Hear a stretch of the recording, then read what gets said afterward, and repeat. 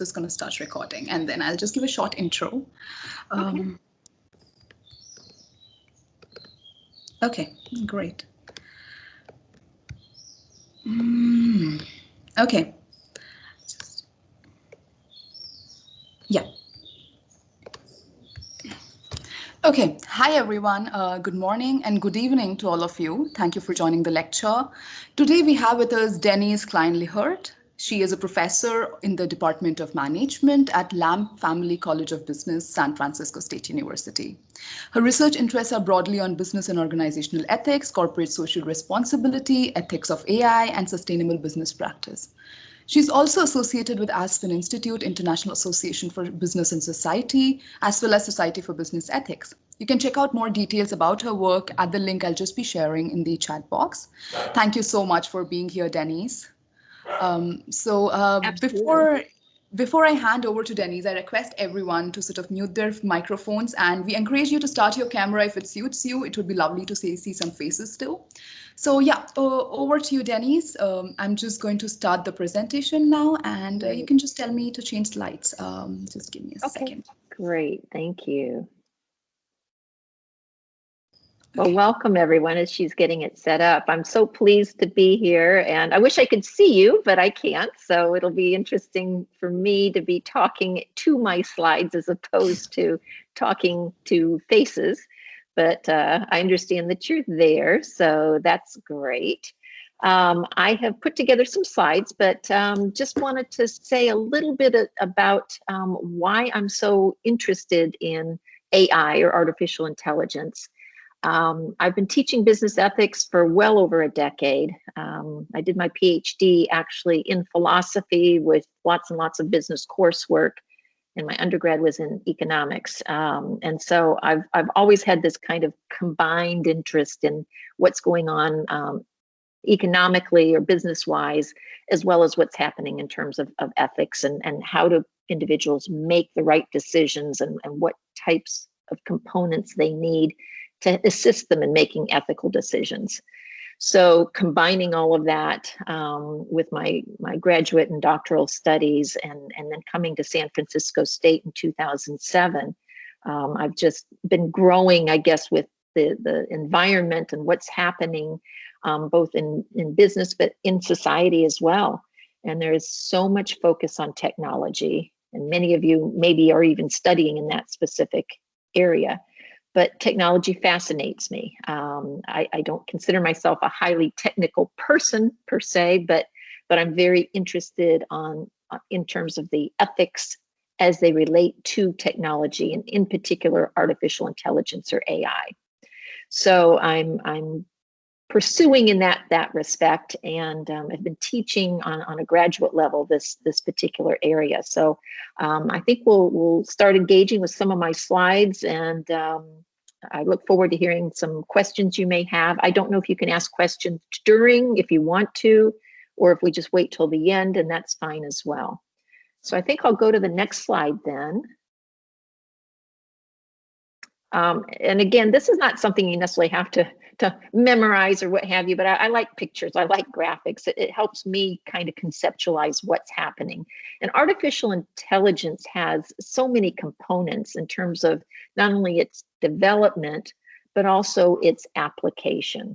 And so the application can be used in a number of different areas. I mean, we talk about machine learning, and that's basically, you know, from a mechanization standpoint, computer standpoint, that sort of thing. And creating the capabilities in terms of that technology to predict certain outcomes or predict certain aspects or trends, and that can apply to business. Whether the business is predicting its customer base, is predicting its market share, or what have you, that's an area that AI can assist with as well. AI also can substitute human speech, if you will. And basically text can be converted to speech and vice versa. And so that's another form of artificial intelligence that is also used in business communications. Maybe some of you have encountered AI in terms of trying to call the local utility company when you've got a problem with your phone or the electricity or whatever, and you get a mechanized voice, if you will. It is not actually a real person. And there are prompt words that tend to trigger what that response will be back to you if you're having problems with that particular utility or whatnot. So that's a form of AI as well. I get very frustrated with that. I like talking to people, not machines, but I'm learning.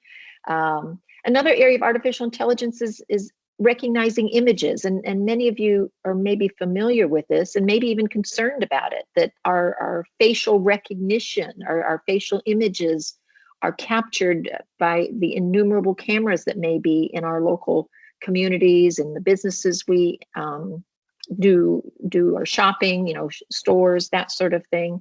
Our faces are being recognized. If you use social media and we post our pictures there's image recognition in that aspect. And so again, that can be another kind of aspect of artificial intelligence and putting people together with their activities, if you will. And then there's a whole list of other aspects of artificial intelligence as well. Language processing and translation, taking words in one language and translating it to another language so that it's more readily available, the information, to others. There are other things in terms of analysis and data trending that AI is used for, as well as robotics. And I'm going to be showing you a little bit more about robotics. I'm fascinated by that. And I'll tell you the little stories with that as well. I think we can go to the next slide at this point. So again, artificial intelligence, just a quick recap, is used for a lot of different aspects of what they call generalized learning, as well as reasoning or helping make decisions, solving problems. And then the other aspect is, we need to understand the aspect of human reason and how that impacts our particular abilities to provide solutions and come to some kind of resolution with issues we're dealing with in a business environment, whether it has to do with finance, banking, whether it has to do with products or services that we're dealing with. These are all aspects where AI is certainly being used in a number of ways. Next slide. But there are a lot of ethical concerns. As I mentioned, I did my PhD in philosophy and I focused on ethics. So I always ask a lot of questions. And there are things that I want to know why. And some examples I could give would be robotics. Why do we have robots? What are the purposes? These are basically mechanized, sometimes moving kinds of machines, if you will, that have tasks that we have programmed and set up in terms of what the purposes are. We're also looking at something called conversational AI, or what some folks will refer to as natural language, in terms of voice response systems and that sort of thing. And then there's also visual artificial intelligence. And so those are areas that are continuing to grow in the business field. And as I mentioned, we'll talk a bit more about robotics in a minute. But these are growing areas for a lot of businesses to deploy and use in a number of different ways. Next slide, please. Here's a robot. Now this photo was taken on one of the streets here in San Francisco. And in fact, a community where I'm living in part of San Francisco had a similar, it was the same company that put this little robot together. But had a similar little robot running up and down the streets in my neighborhood about 2 years ago. These were grad students that created this robot. They were grad students at one of the Ivy League schools, East Coast of the US. And they were delivering small items. So I was fascinated by it. I went onto their app. I would order, at that time I had a cat, but I would order cat food because it's heavy and cat litter is heavy. And so rather than taking myself to the store and lugging it back and forth, I would order it and have this little robot deliver it to my front doorstep. This has been bought, this robot, and I'm not quite sure who has it now, who has bought the technology, if you will. But there have been several of these similar looking robots that have been running around streets of San Francisco making deliveries. One of the concerns that people have is, are robots going to replace people in terms of taking away jobs? Yes and no. From some standpoint, the delivery aspect is being taken care of by the robots, but there are still people, individuals that are having to program, obviously, the mapping of where the delivery systems are going to occur, get the robots to those locales within the city, servicing them, upgrading them, programming, and so on, and then analyzing the sales and the products that are being ordered and delivered and whatnot. So there's still human intervention, if you will. Next slide. In some places here in the US, one of the campuses on our East Coast here in the United States, they had a fleet of delivery vehicles. And most of these, from what I understand, were delivering food items to the college students. So it's a delivery service. Next slide. Another form of artificial intelligence, and again, it's based here in California, at least so far, Tesla. Many of you may be familiar with Tesla. It's an automobile. It has basically autonomous driving. It is required by California law that the owner of the vehicle or the driver of the vehicle must be physically present in the vehicle at all times when it's running, when it's driving on the streets. But it basically self-drives based on a pre-programmed map or destination that is given to the vehicle by the driver. You can find on YouTube videos if you want to basically go along for a ride in a Tesla and experience what that's like, a self-driving car. There are concerns: who's liable if the car is in an accident? Who's responsible? Is it the driver who's sitting there not actually controlling fully the vehicle, or is it the AI responsible? Or is it the creators of the AI that might be legally responsible for any mishaps? Those are all legal issues that we haven't quite resolved yet, and certainly do present ethical dilemmas. Next slide. So a lot of ethics regarding self-driving cars have to do with the moral obligations of those individuals who are the system programmers, if you will. Are they able to prevent their creation from taking a human life? Is there the capability with AI for the AI to recognize when a human life might be in danger?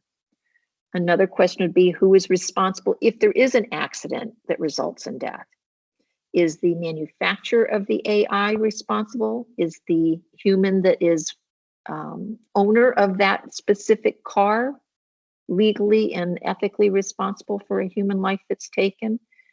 Those questions haven't been resolved yet from a legal standpoint. And from an ethics standpoint, we're still wrestling with the areas of responsibility there.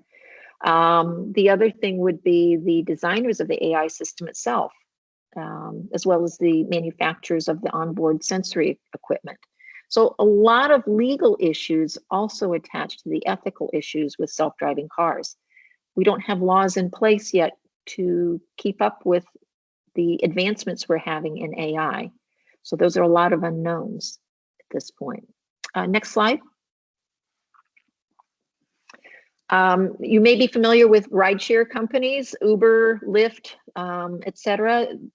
These vehicles are now being developed, and there are some testing models that are out there that are completely self-driving. Of course, again, according to California law, you need to have an actual human driver in the driver's seat, even if the vehicle is operating autonomously. If that changes, or if there is a location where these vehicles are permitted to operate absent having a human being in the vehicle, the responsibility if there is an accident is still in question. We still don't know where that necessarily attaches. Our laws have not quite kept up with that as well. Next slide, please.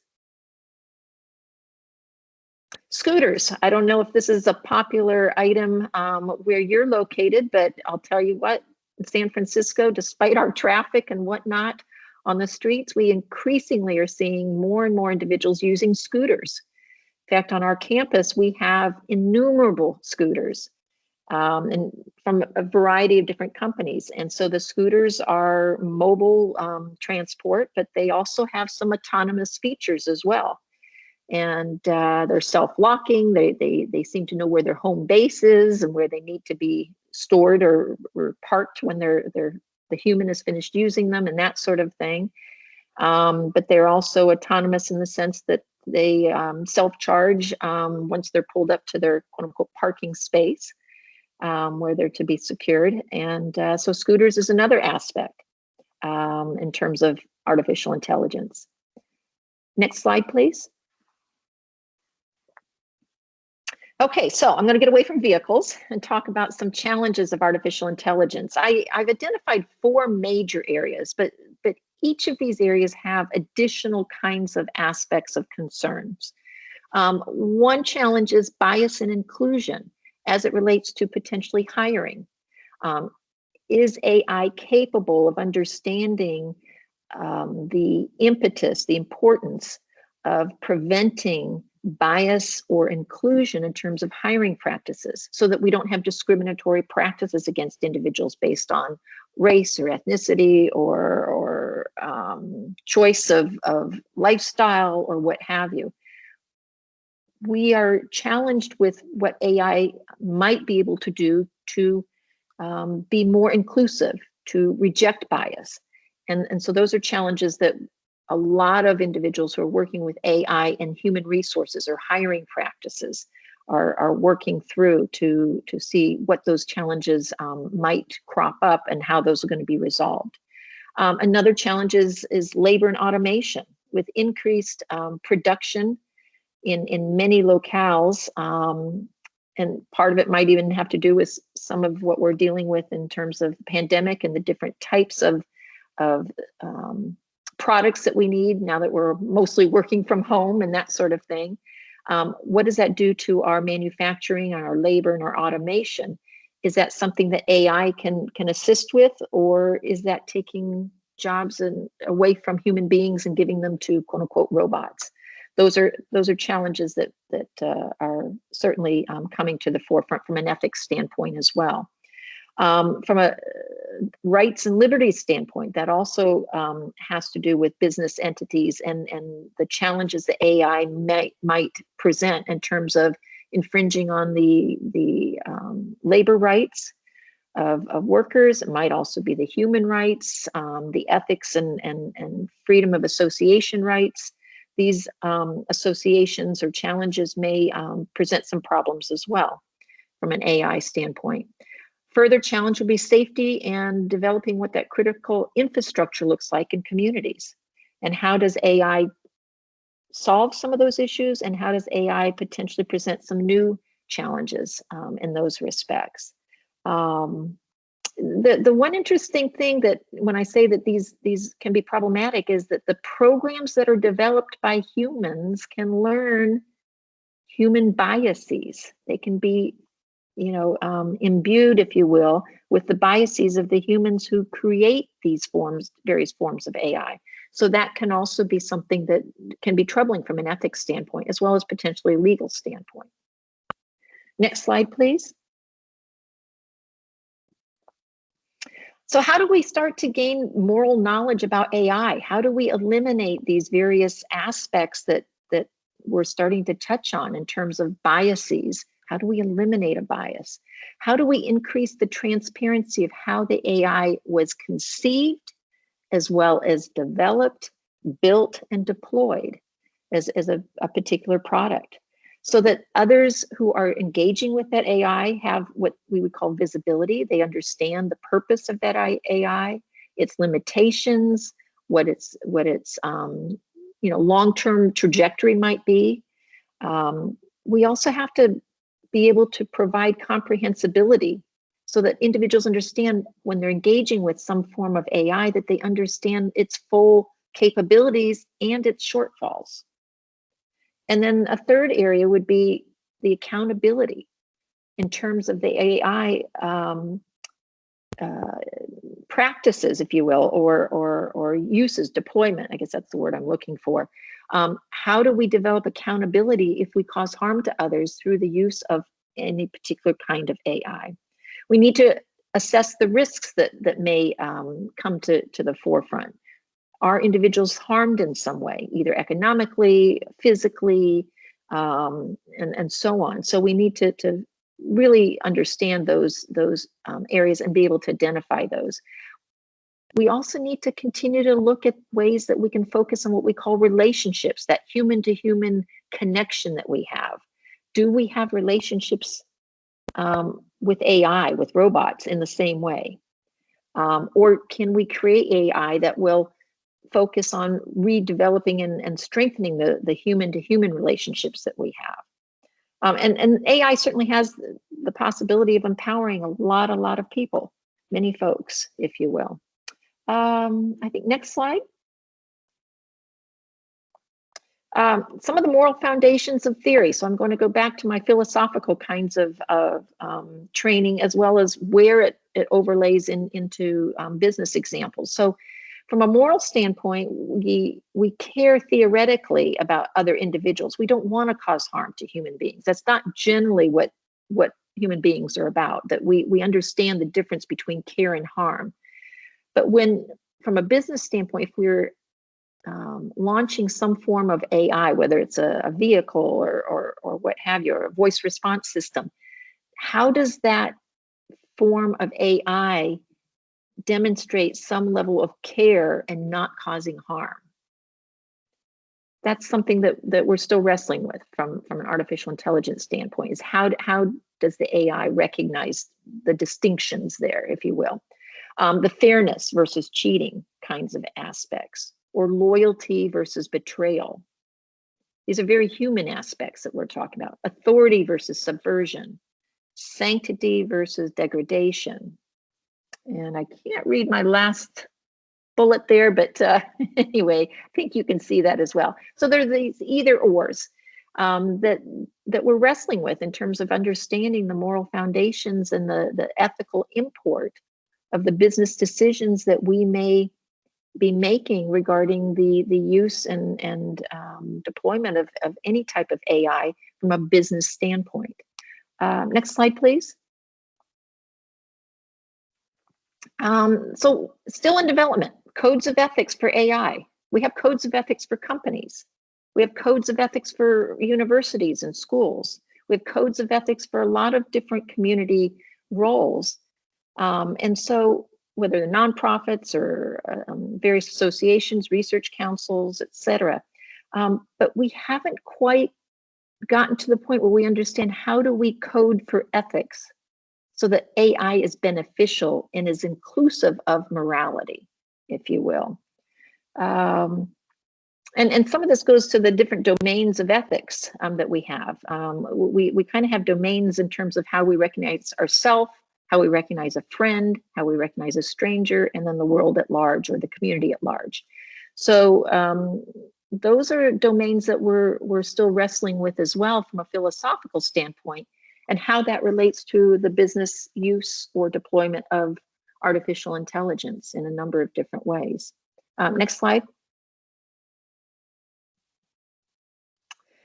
So further, I guess there's that either or, humans versus machines. You know, can human beings accomplish most everything? Yes and no. There are limitations, and it's the same with machines. There are limitations with machines or AI. And so we don't have an end all for either or, if you will, in this case. So that's why we're struggling with the idea of ethics, that the machines that we're talking about in terms of AI do have ethical implications in terms of their use and deployment. And so there are things that we know that we can't necessarily respond to. AI, does it have consciousness like a human being? Does it have creativity? I'm going to show you a slide in a minute. You might be surprised at the creativity that I discovered. What about meanings? Does AI understand the meanings in the same sense as human-to-human interactions? Or thoughts, independent thoughts, or experiences? Or does AI have various cognitive states, much like human beings? We might be talking about reaching towards what would be called post-humanism, if you will, in terms of AI. Next slide. So AI for good, is it possible? I think so. I teach business ethics and compliance, and I think that certainly AI can be created for good.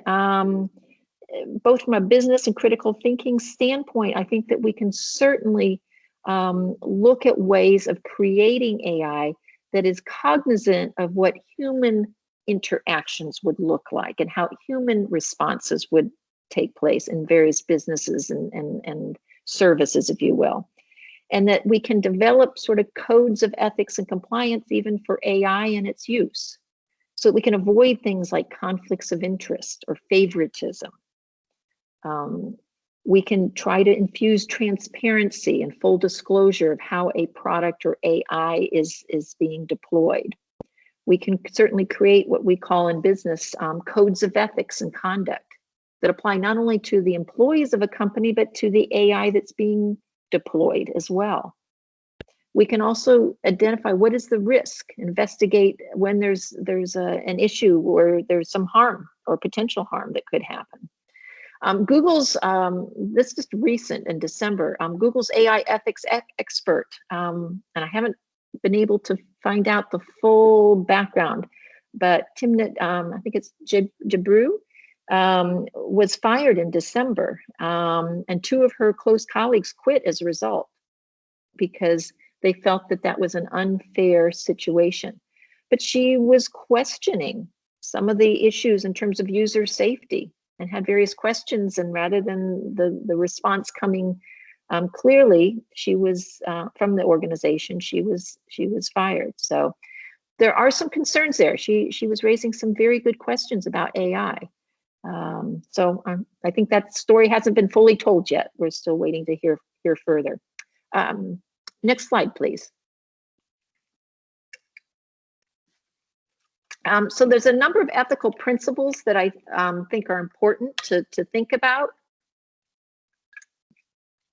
when we have to ask what the moral, political, or legal rules might be that would apply to artificial intelligence.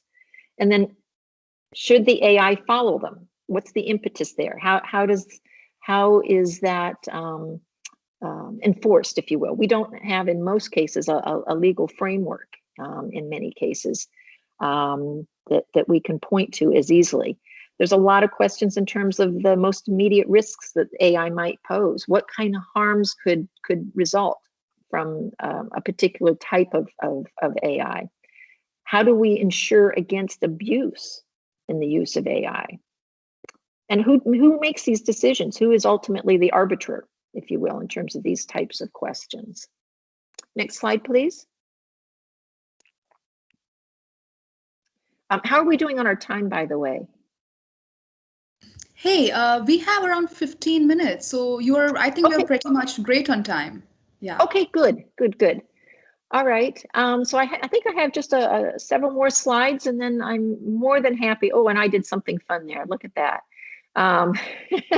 Sometimes I use. That's nice. At least we usually have a lot of text on the screen, so this is really great. Yeah, I know.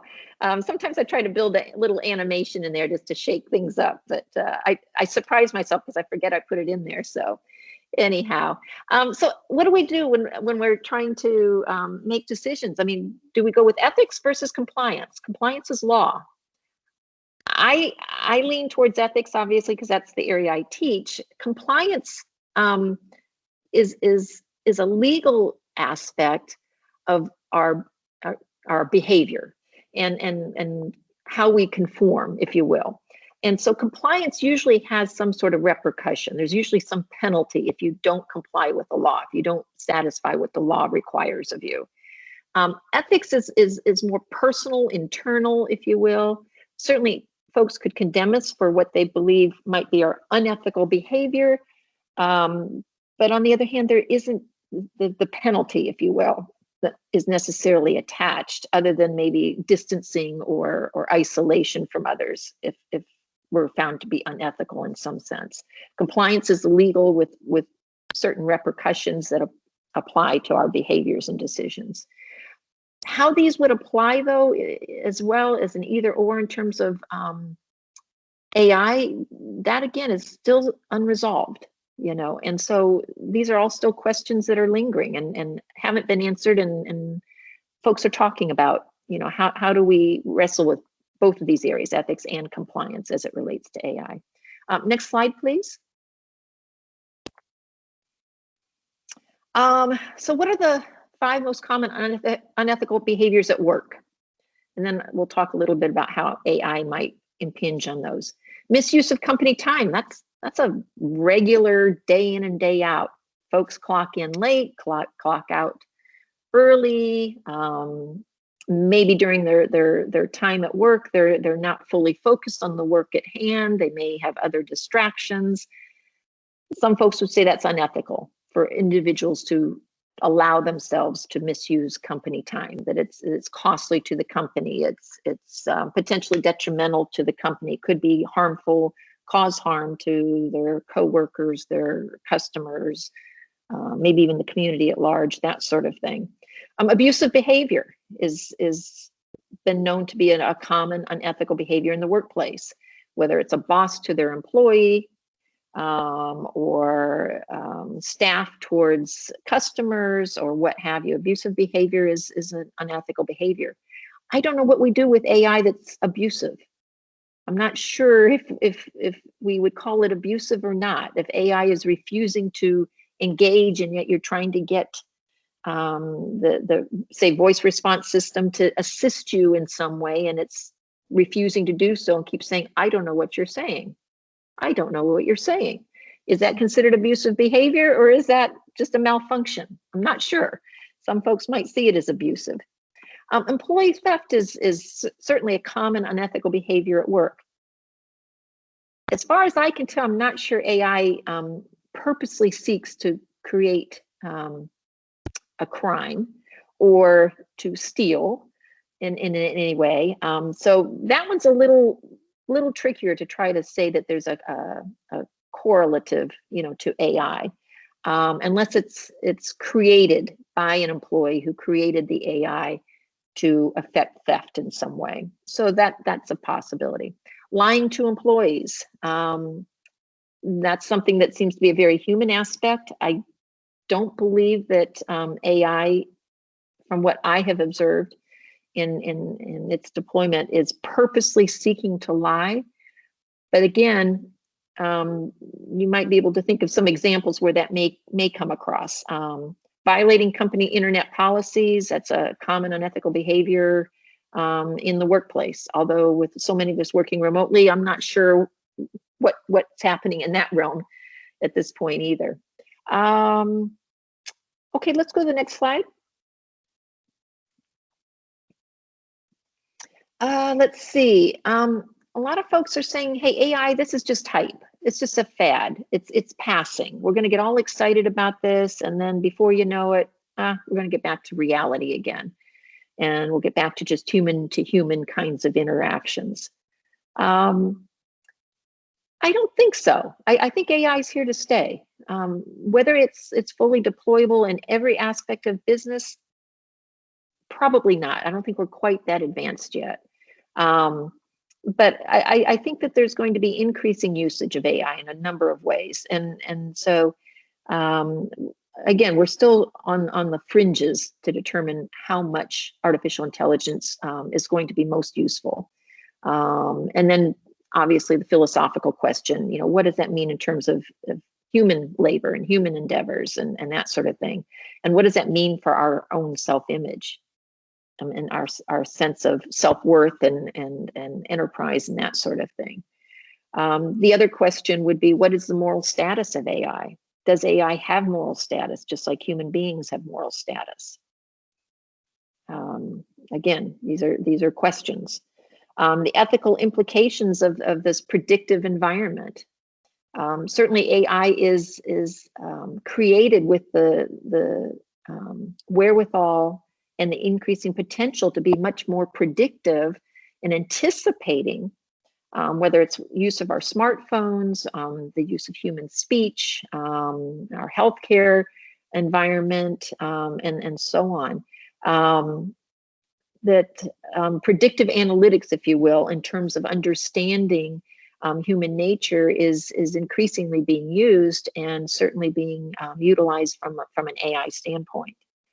Next slide, please. Okay, so this is where I mentioned just a few minutes ago, something kind of interesting. It's art, if you will. Does art imitate life? So the text prompt was, create an armchair in the shape of an avocado, or an armchair imitating an avocado. And this is what AI came up with. So I'll let you take a look at those.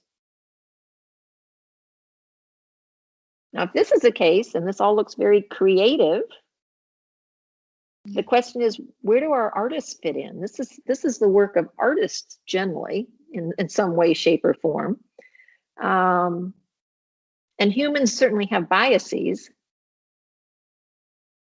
but are human biases being adopted here by AI? So,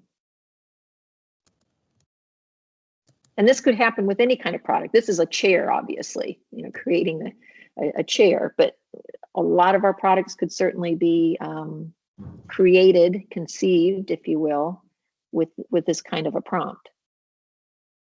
Okay, next slide, please. So ethics of AI. A couple of authors here in 2011 were basically wrestling with this idea. Should machines have moral status? Should they be given responsibility? Should they be expected to exhibit transparency? In other words, honesty and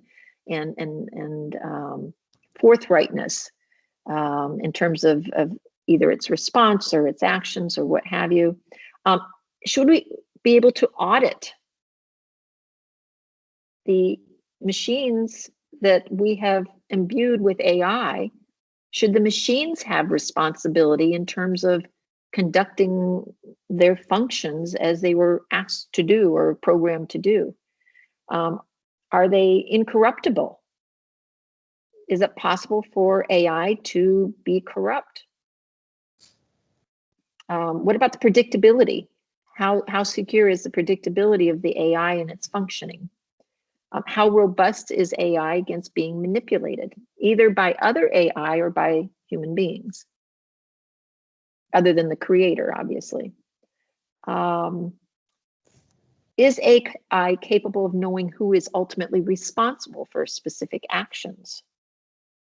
And can we condone trustworthiness to AI as we do with human beings? Next slide, please. So ethics, what does it mean? There's a whole set of language of ethics and ethical analysis in terms of looking at why do human beings make the decisions they do? Why do human beings take the actions that they do? We look at their motivation, the motivation of a human being to make a decision or take an action in a particular way. And then we usually assign sort of, was that ethical, legal? Was it okay? Was it beneficial? That sort of thing. We also look at not only the motivation or the impetus for an action, but we look at what has happened itself and determine whether it's ethical and appropriate and whatnot. And again, from a human being standpoint. And we also look at the consequences of that human action. Were the consequences, the outcomes good, favorable, safe, cause no harm? Do we attribute those same kinds of things with AI? It's hard to say. The three main kind of traditional ethical theories that we talk about are virtue ethics, utilitarianism, and sort of duty-based or deontology. I don't know how those apply. I mean, my background is in ethical theory and as a philosopher. I don't know how we apply that to AI. I don't have an answer for that per se at this point. Next slide, please. I think we're just about coming close to the end here. So there's a lot of cost versus benefits regarding ethical versus unethical behavior. You can see those costs and those benefits. Again, how do we apply those necessarily from an AI standpoint? I'm not sure. I think the last couple bullets I have there is, when we're recruiting, we have turnover of employees and that sort of thing. That's certainly a cost to a business. There's time commitment and seeking, appropriate folks to take over new roles and be hired and that sort of thing. But the benefits are you could create the best place to work for those human beings. I'm not sure how that applies in an AI situation in the same way. Next slide, please. Oh, and then finally, I'm just going to wrap up. I was fascinated by this area. A professor colleague of mine in computer science tapped my shoulder about 2 years ago, and he went over to the philosophy department and tapped a philosopher over there on the shoulder and said, hey, we need to get together our 3 areas, computer science, business, and philosophy, and we need to talk about artificial intelligence, and let's, on a graduate student level, create a certificate program to study this, to research this area, and see if we can come up with some answers to some of these lingering questions, if you will. And so that's what we've done. And that's the first time we've done that at our university, where we've combined 3 very different disciplines to put together an academic program. Okay. And I think that's it. I think I should probably take some questions. Yes. Okay. So thank you so much, Denise, for that. That was amazing. And I really loved the presentation, especially the examples. I actually just shared an art breeder. Art breeder is also like an AI where you can mix images together, and it uses AI to mix images and create new art. So I just shared a link there. So thank you so much. Yeah. Thank you so much, guys, for being here. And I see we have quite a bunch of questions. Before we start, first of all, I want to thank Denise for being here, and everyone is requested to raise your hand or put your questions in the chat box, and we'll get to your question one by one. And before this, I want to thank my amazing class. This is an in-class guest lecture, and I'm amazed by my students. I requested them to come up with questions, and we had a dedicated group of 8 to 10 students, and they came up with amazing questions. All of you, if you're out there, I'm really proud of you. You did really great work, and you can raise your hand and you can ask your question. In case someone is not here, I think few had requested me to ask the question. So we will take some of the questions from the chat first, and then we can go forward to the other questions. And people, feel free to raise your hand as well. Okay. Oh, and what type of class is it? I neglected to ask you what your class is. So this is a BBA class. These are first semester students, and they just, these are students who just joined during the pandemic. So these are all students who are actually joined college virtually, and I've seen them doing such great work. So okay, so I'm going to start by asking a question. So now I'm going to just give me a second, guys. Okay. I'm going to ask the questions that have been put up in the chat right now, Denise. And so the first question is by Satvik. And Satvik has said that, throughout history, we have seen many incidents where scientific discoveries have been weaponized. And do you feel that AI would also be weaponized? And to what extent, what kind of weaponization do you see happening? Should then there be more regulation, human regulation? Excellent question. That's a big question too. Yes, AI could certainly be used from a weaponized standpoint. Absolutely. I don't know where we are on that spectrum, but I suspect that it is being very closely not only developed, but also monitored. And again, that's probably going to be more than just a locale here and a locale there. That's something that will probably be taken up on a more universal basis. Absolutely. Because there's the aspect of weaponry, if you will, where there's, what would you call it? There's some distance from the human being and the target, if you will, and the ultimate outcome of how that weapon is used against that target. So that proximity isn't there. And when you have AI involved, that even creates a greater sense of distancing from human to human. And then it's AI to human, or AI to maybe other AI. So that distance in terms of the relationship is what's more fearful, I think, because there's less emotional attachment. Yeah. That's true. Okay. So Denise is answering the question. So if anyone has a follow-up question, feel free to put it in, or you can raise your hand in case you have a follow-up question. So Siddharth Sabrawal has asked, and this is also a question which has been asked by quite a few people about employment and AI. Mm. And the question is, wouldn't an increase in AI result in increase in job loss around the world, which would result in an economic crisis for human beings? Mm. Economic, yeah. So Yeah. Um, yeah, this is a question that I hear a lot, that folks are fearful that AI is going to replace people completely, or that AI is going to take away jobs, like the driverless Ubers and, that sort of thing. So I will say yes, in some cases, that means a human is losing their employment, if you will, but there's an opportunity for either that same human or someone else to then be responsible for that AI in terms of its creation, its maintenance, its deployment, its retooling, that sort of thing. So it creates more jobs and new jobs and takes away others. That's a simple okay. response, I suppose. But I don't know what the net result is. Yeah. Yeah, so I think Akriti had shared this question, and Akriti had asked that this is related to privacy with regard to AI, and she said that we have Mm. recently witnessed many data privacy issues which Google and Facebook have run into, where they have used Mhm. tools like AI to collect data, especially in 2019 when a whistleblower even exposed Apple contractors listening to users' Siri recordings without their knowledge or consent, which led to huge protests publicly due to lack of action. In your opinion, can we have a privacy-friendly form of AI at all, given that AIs would be ultimately owned by giants who use it for marketing purposes? Wow, that's a loaded question. That's a big one. I like that question.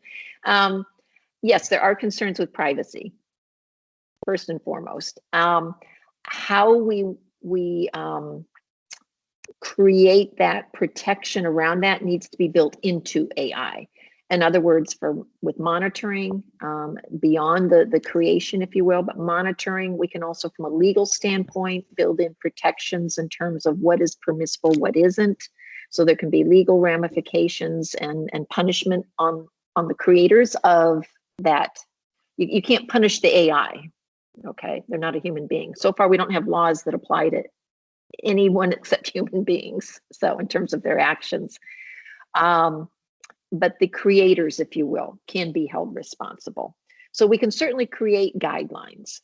And we do that with some things. I mean, it might sound a little simplistic, but I mean, like your microwave oven, where you're warming up your sandwich or your breakfast or whatever it is, right? Well, there are safety protocols for how a microwave works, and up to and including if it starts to malfunction, it's supposed to shut down, that sort of thing. It won't continue. So we do build in safeguard for products. So if you want to think of AI as sort of like a product, it's not a human, but it's not quite the same as your toaster or your microwave, but think of it as a product. So we can build in safeguards, and we can have legal implications or whatnot for folks failing to adhere to those guidelines. Okay. So this question about unemployment was asked by Siddharth Sabrawal, Raghav Kapoor, and Pushan Joshi. So in case you guys have any follow-up, feel free to put it into the chat or raise your hand. I'm going to take a raised hand right now, and there is Harshvardhan. Would you like to please unmute yourself and ask the question, please? Hello, ma'am. Am I audible? Yes, yes. Yes. Okay, ma'am. So my first question is about the economics of using AI. So, in your perspective, what could be the broad consequence of using AI for big companies? Would such economic consequence also entail any ethical dilemma? And what are your thoughts on this? So from an economic standpoint, and if I don't fully answer, jump back in and remind me, further what you were asking, because you had multi-part kind of question there. From an economic standpoint, there's the creation and development of AI that in and of itself is a market. Okay, so it's marketable in terms of the AI. It can be created, but it can also be mass created, if you will. and used across a number of different domains. So there is an economic return to the creator, if you will. There's an economic benefit, if you will, to the humans that need to manage, repair, deploy the AI, if you will.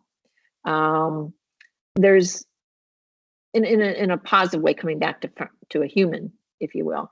But in terms of potentially replacing humans in some aspects, yes, that takes away some level of employment, if you will, that a human being has.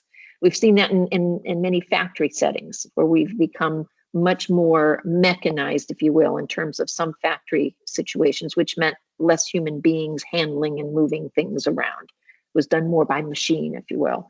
AI is going to be very similar to that. I think AI has more worry for us, though, because it seems as if it's infringing a bit more on being more human-like in many ways. The voice response systems are very human-sounding, if you will, as opposed to having a live person taking those calls into a call center or whatnot. Am I kind of getting at what you're asking there? Yes, ma'am. Yes, ma'am. Okay. Okay. Okay, so we had a really interesting question and a response on the chat. So Anshu had asked that Alexa, Erica, Eliza, Sophia, all feminine names for AI bots, and rescue robots like Hermes and Atlas, more masculine name. Isn't this to a gendered approach? And Satvik had mentioned that everything does not have to be looked at as a gender problem. We are looking at artificial intelligence where gender doesn't even matter. So do you feel like gender does matter when it's designed, or what do you feel? Okay, so my insight into this would be that human beings have seen themselves in gendered contexts for since we've been around. Okay, and the comfort level of human beings interacting with AI is more clearly available when we gender the AI, if that makes sense, because we're used to dealing with human to human interactions. So as we're relating to the AI, the developers, creators, what have you, are wanting humans to have that comfort level. And so by gendering, that tends to take away some of that austerity, that, robot-like kind of aspect to it, if you know what I mean. I mean, when I think of robot, I think of the old kind of cartoons, where it looks very mechanical and metal and hard and whatever. AI is coming across much softer because a lot of it's voice response, and that sort of thing. So we're gendering because that's what we know how to do as human beings. We just tend to do that for whatever reason. We've programmed ourselves that way. It doesn't mean we'll always be that gendered, what would you call it, centric, if you will. Okay. So, would you like to, did you raise your hand as a follow-up? If you want, you can ask Professor Yes, Denise follow-up. Yeah, please share. yes, ma'am. Good morning, ma'am. Good Firstly, I morning. agree that gender has been around forever, but modern gender theory states that gender is a social spectrum and a social construct, which, frankly, some people don't agree with. But if that's true, and modern gender theory is prevailing, Yes. throughout the masses, and people do agree with it, they say gender and sex is different, Mm-hmm. and they say that gender is a social construct. So if it is Yes. a social construct, then isn't that applicable to machines and AI as well? Why should that be seen as male and female? Isn't it sexist to assume that Sophie is a female? Yes. Yes. I agree with you. Because, if you will, we're wired the way we are in terms of attributing gender. Gosh, from the time that infants are arriving and as they're being socialized and into the little people that they are, and then they become big people and that sort of thing.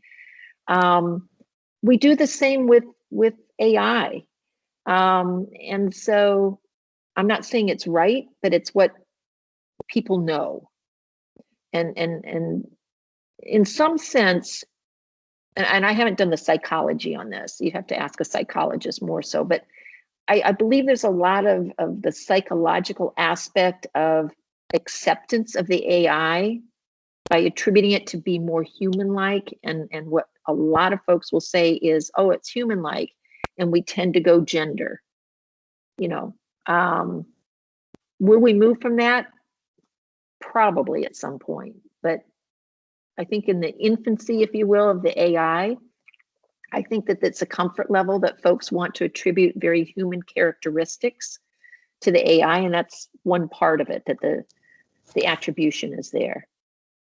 And again, I haven't seen the studies on it. I'm sure there are studies on it, but my sense is that by using what appears to be what we would call a female voice might seem less, what would you call it, threatening to the user of the AI. It might feel safer for some folks. And again, I'm not a psychologist, so, but that'd be a great question for some of my colleagues in psychology. Maybe I'll have to go back to them and ask them about this, whether anybody's doing research on this. And I think we should totally have this, like, since the classes, I think even Anshu had commented, we should totally have a debate on this. So thank you to Denise for giving this opportunity where we are bringing up these questions. And okay, so I'm going to move forward. Satvik, if there's any follow-up, I'm going to share Denise's email also. You can definitely get in touch with her. We are going to move forward and take on more questions right now. Great. Okay. So Arsh Jain and Prisha Gupta have asked, do you think the use of AI could make us more ethical in some way? What do you think are some ways in which AI could add more ethical value to our businesses? Yeah, I think so. I think so because if we're trying to seek,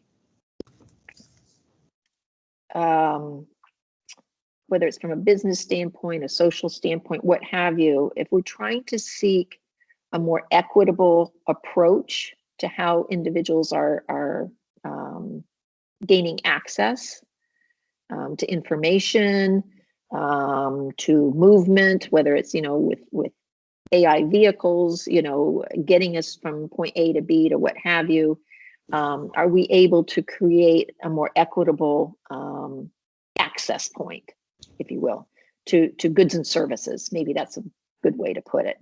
And I think that's possible. I think that is possible. I think the AI can assist in that way. From my standpoint, I look at the ethics. Who's being harmed? Is anybody being harmed? Are we providing something better, more meaningful for that person's life, lifespan, if you will? Then I have a hard time seeing the wrong there if we're trying to further the human existence, if you will, in a good way. Okay. Does that help?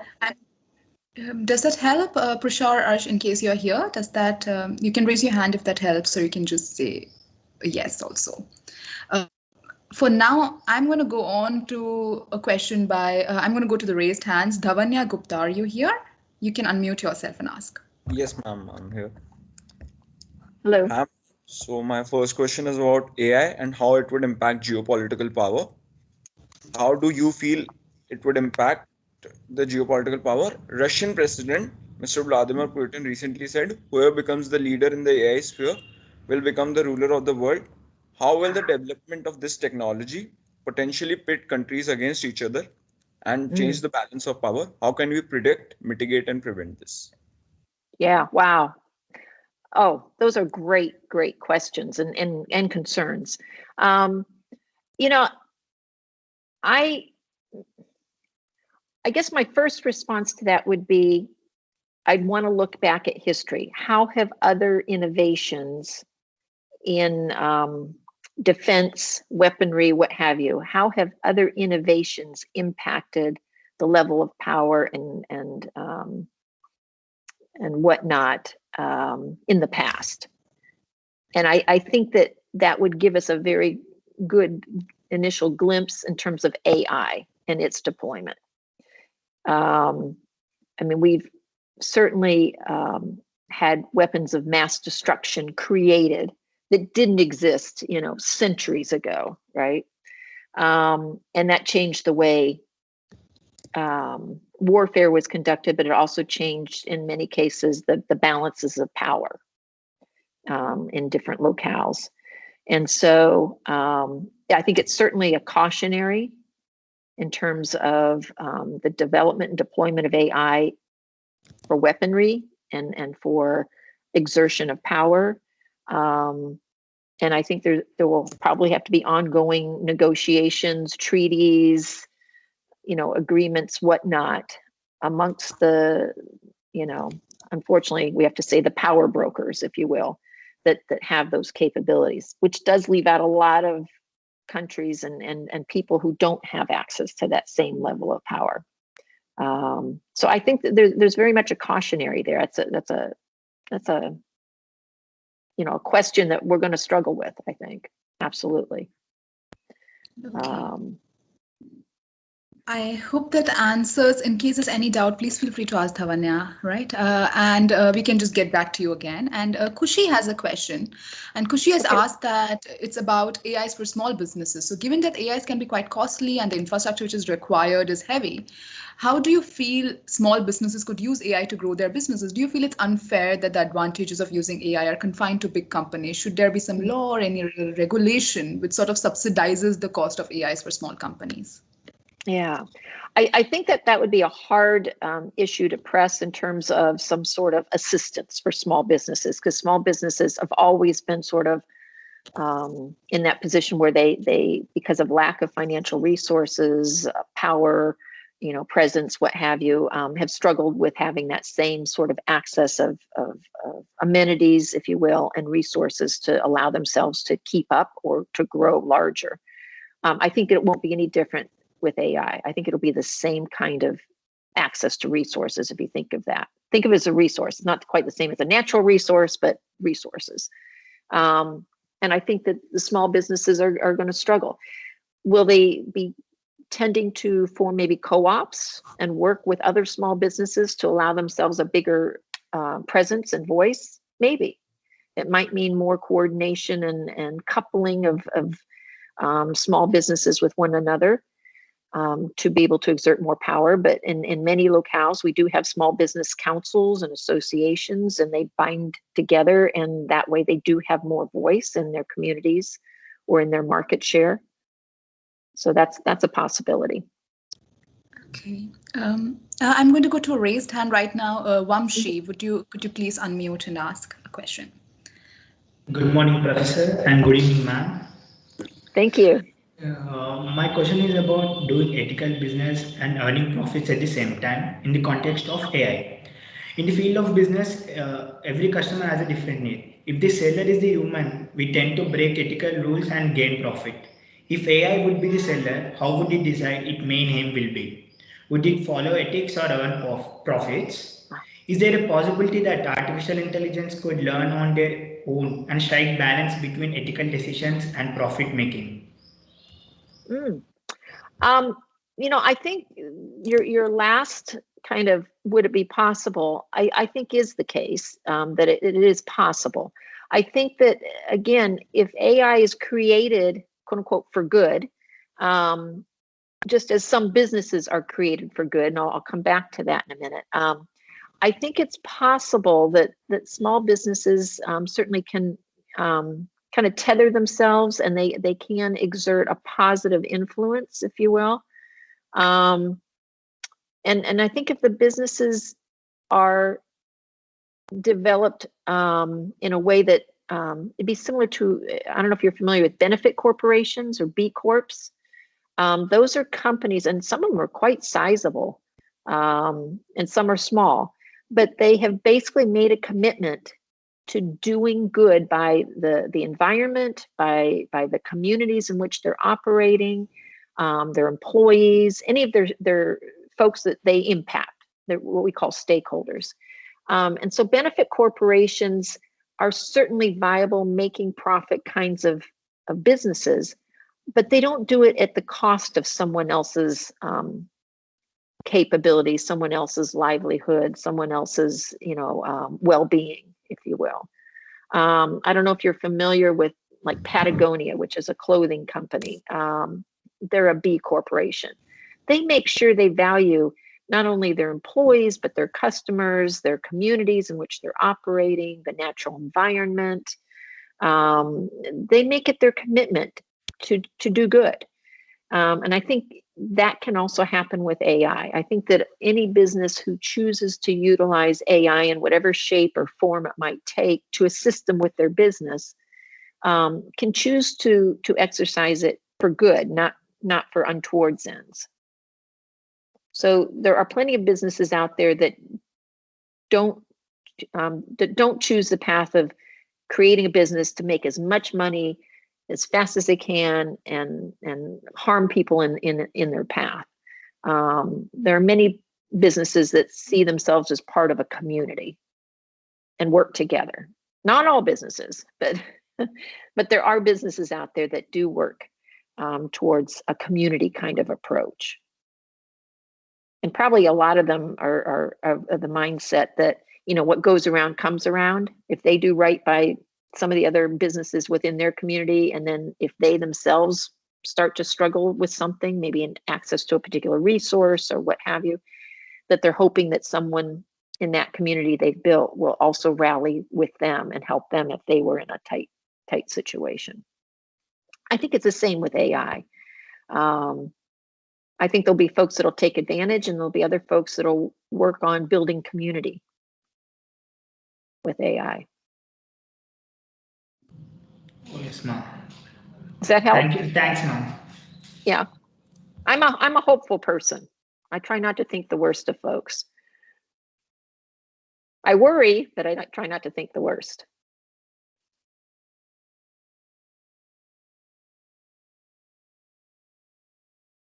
See, we have another question. I'm on mute. I was just saying, okay, thank you. Thank you for asking the question. And feel free to drop a message to her also, Vamshi, on a mail, right?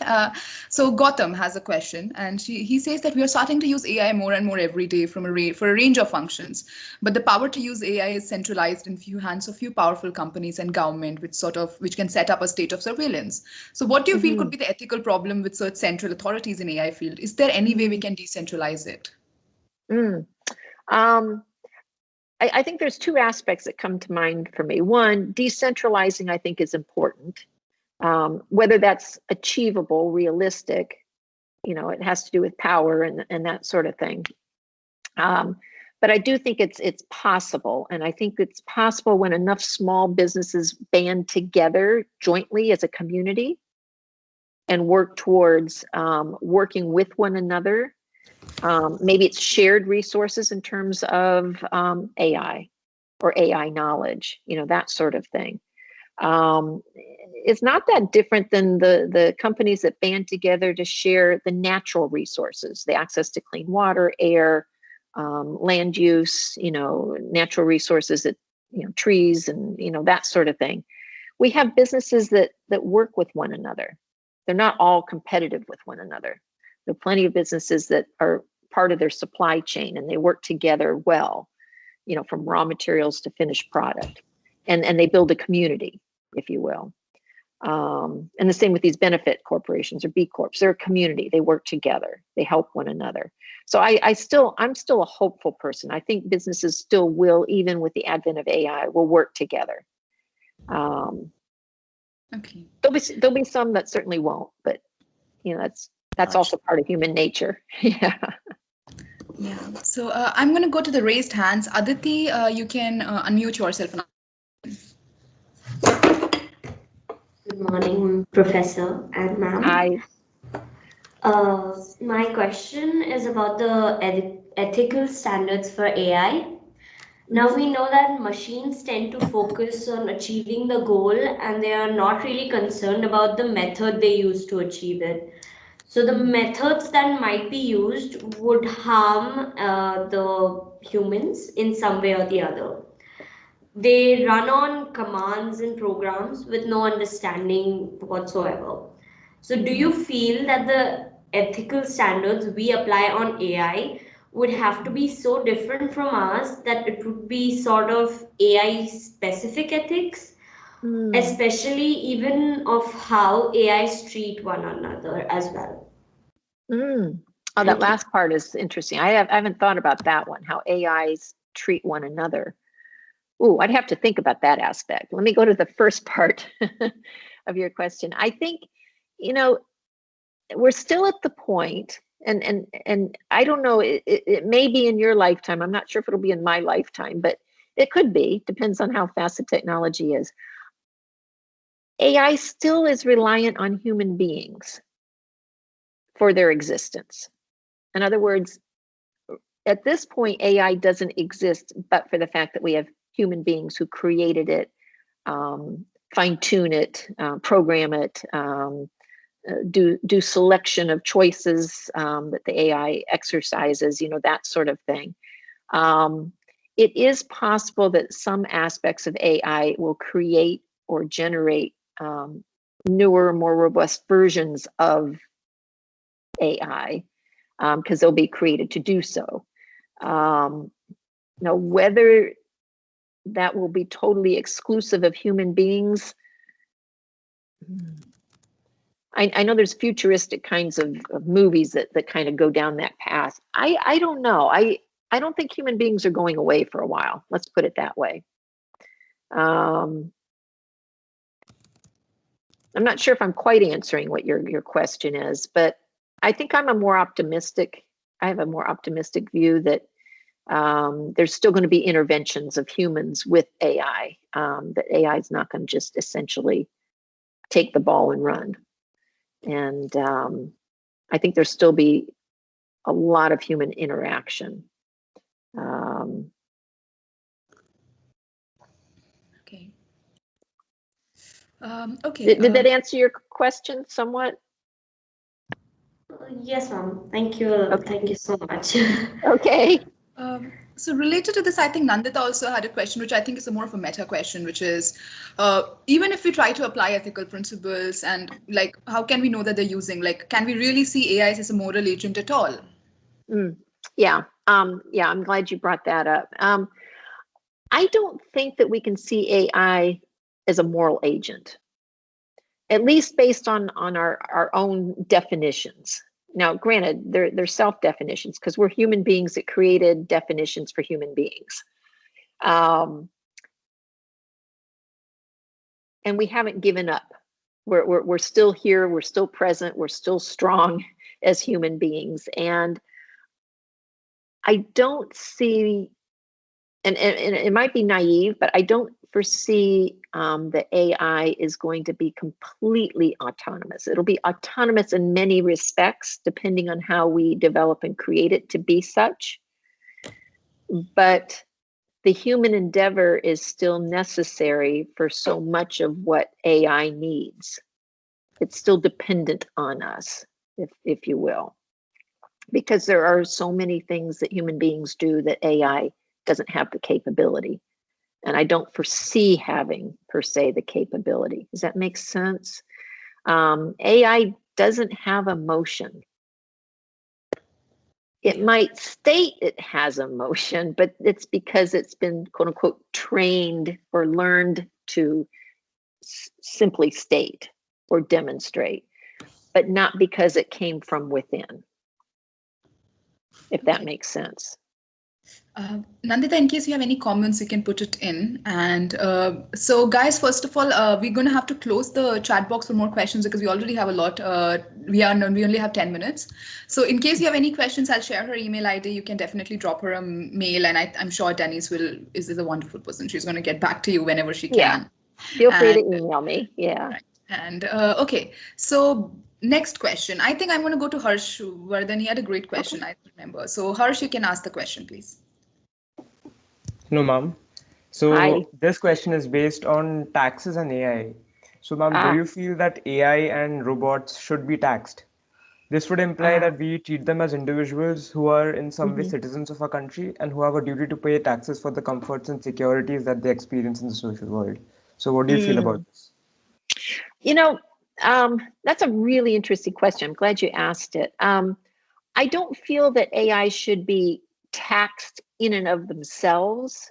I mean, as if they're their own separate entity, because they're not autonomous. They're not completely autonomous beings. Now we could say the same about a lot of humans aren't fully autonomous. They don't have all of their own abilities to make all of their own decisions. But AI is still incredibly reliant on human beings. And I think that the taxing, if you will, or whatever financial requirements there might be to be operating in the world, that's still a human aspect that we owe to one another.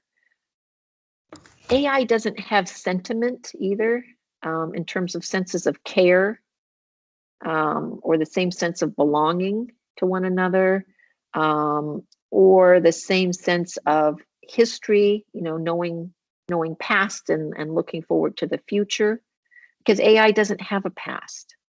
It doesn't have an ancestry. And so I know that seems like a little kind of a odd way of looking at taxing, but we have a history as human beings, and we want to continue a legacy of going forward. And so a lot of the aspects of taxing has to do with ensuring that we continue our legacy going forward as human beings. Does that make sense? Yes, ma'am. Thank you. Yeah. Mm-hmm. Okay, I'm going to get to the question by Jaskaran, and Jaskaran has asked, just give me a second, I'm going to look at where that is. Yes. So his first question is about the experience that AIs have in the world. So human beings experience the world a certain way. We have emotions apart from reason, which we use to plan our courses of action. With AI, which is literally artificial intelligence, we do not have any way of knowing if they feel emotions. What would it even mean for them to feel? So I think a lot of people would agree that an aspect of why we are ethical is also the evolutionary basis for it. We feel good when we do something good, and we have been enforced to sort of learn these ethical behaviors in a certain way. How do you feel we can teach such ethics to AI? Can we really, since they don't really experience the world the same way we do? Right. Yeah, they don't experience, and they don't have a history of experience. So they don't have ancestry, if you will. They don't have a legacy of the quote unquote AI persistence and survival, if you will. They don't have the emotion, the attachments that human beings do. I mean, we could even say about some mammals. I don't know about lizards and snakes and that sort of thing, if they have any of that sensibility. But when we talk about animals, there is some aspect of emotion. So it's beyond human beings, but we tend to think of them as living creatures. AIs are machine based. There is no, what would you call it? Lifeblood, if you will, in the same sense. They do have to be charged, that sort of thing. But they could learn what emotion is, but I don't foresee that they can really experience it. They can observe, but not necessarily experience. Does that make sense?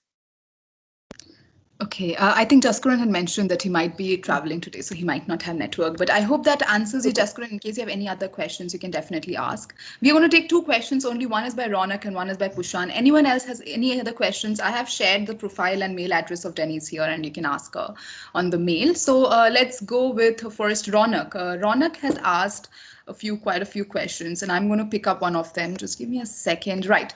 So Ronak has asked, what about the odd risk that if we don't do it, others surely will? Like, how far can we trust something that's largely unregulated? How can we stop AI from being malicious? Yeah. Yeah, I think because we've been talking about it for not even a full handful of years, seriously, in terms of AI.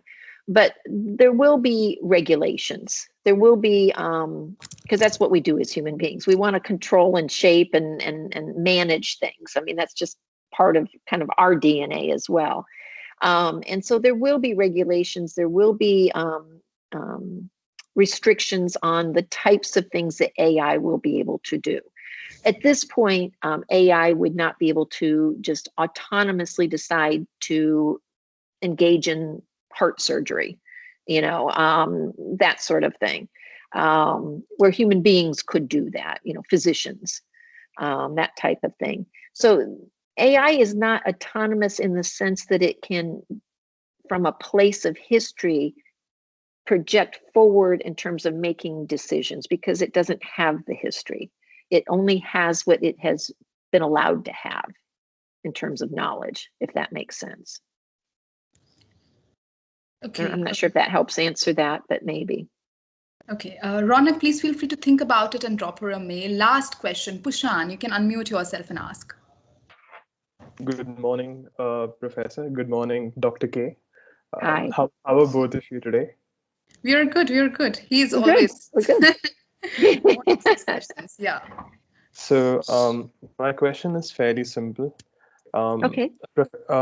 Doctor, are you aware of ANI, AGI, and ASI? You'll have to say Those are NJ. All right. So, you have ANI, which is artificial narrow intelligence. You have AGI, your general intelligence, and ASI, which is artificial super intelligence, right? Oh, yes. And just for everyone here in the class, just so all of them know, narrow intelligence has the intelligence of a child, an infant. General intelligence is what we have our hands on with right now. And super intelligence is when AI becomes smarter than humans, the human race, in fact. So my question is, again, it's very simple. We can ASI ever be at par or rather above par when with regard to humans in taking major actions or decisions? Because fundamentally ASI is smarter than all of human race. Mm-hmm. Is it possible? I don't think so. I mean, maybe that's being naive on my part, but I don't think so, because I still go back to the fact that human beings do a lot in terms of how they make decisions and move forward based on their historical background and experience, and what we've learned as a human race about how, say, our ancestors, and all the way up through, our present selves, what we've learned about the world. And we still don't make the right decisions. And I in a lot of cases, sure, we make good decisions too, but we also make mistakes. And AI doesn't have that experience, if you will, in terms of history that it can use to build on. It has what it's been allowed to have. Does that make sense? Yes, doctor. But so essentially what we're saying is that ASI rather, is going to be smarter than all of human race. However, we will be the ones who are taking decisions, right? Right, because when you say smarter in some ways, but not in as many different ways. Does that make sense? Yes, it was very vague, but yes, I think I understand the essence of it. Thank you. Yeah, because I don't know. I think we learn so much from our ancestors, even if we don't fully acknowledge it.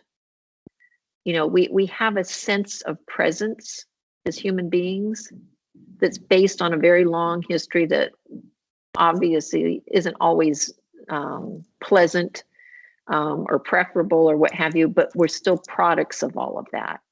And I think that's what makes human beings unique, because that's how we operate, whether we know it or not. We're operating based on that long history of human existence.